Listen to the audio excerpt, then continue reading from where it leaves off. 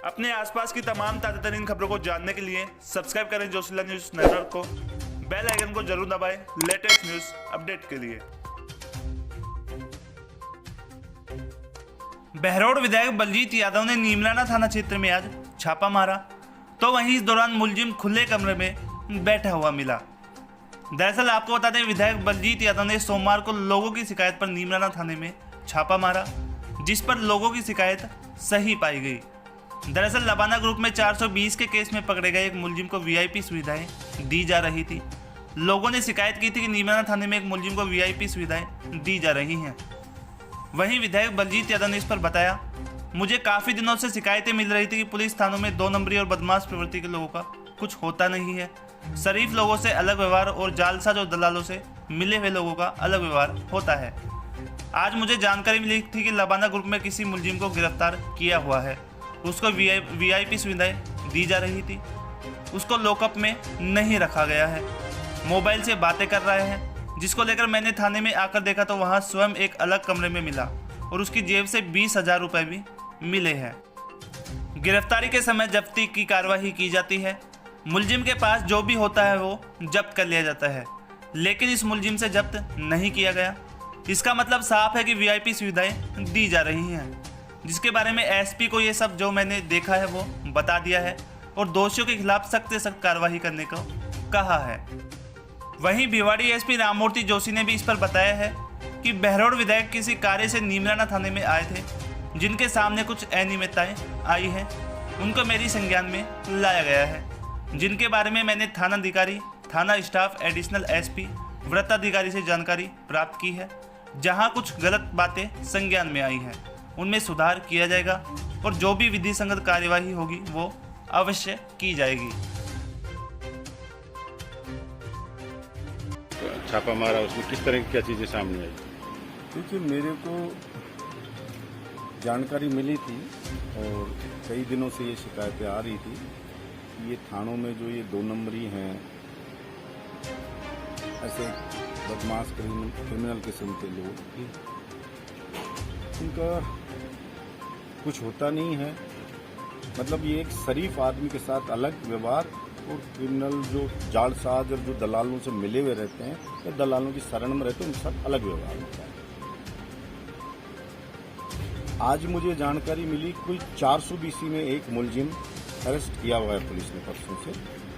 कोई लबाना ग्रुप का है, कोई उसको अरेस्ट किया हुआ है और उसको वीआईपी यहाँ पे फैसिलिटी दी जा रही है।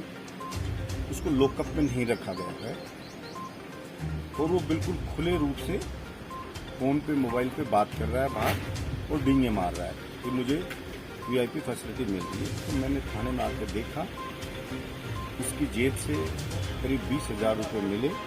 वो स्वयं लॉकअप से बाहर एक कमरे में मिला। ये सब देखकर मैंने एसपी साहब को बताया कि ये चीज़ मैंने देखी है। जिम्मेदारी तय कर, जवाबदेही तय करके जो भी दोषी हो उसके खिलाफ सख्त से सख्त कार्रवाई हो और दोषियों को सस्पेंड किया जाए, ये मैंने उनसे कहा है। वो जांच कर रहे हैं। मैं समझता हूँ आज ही जांच कर करके जो भी दोषी होगा उसके खिलाफ वो निश्चित रूप से एक्शन लेंगे। तो उसकी जेब से क्या मोबाइल मिला साहब?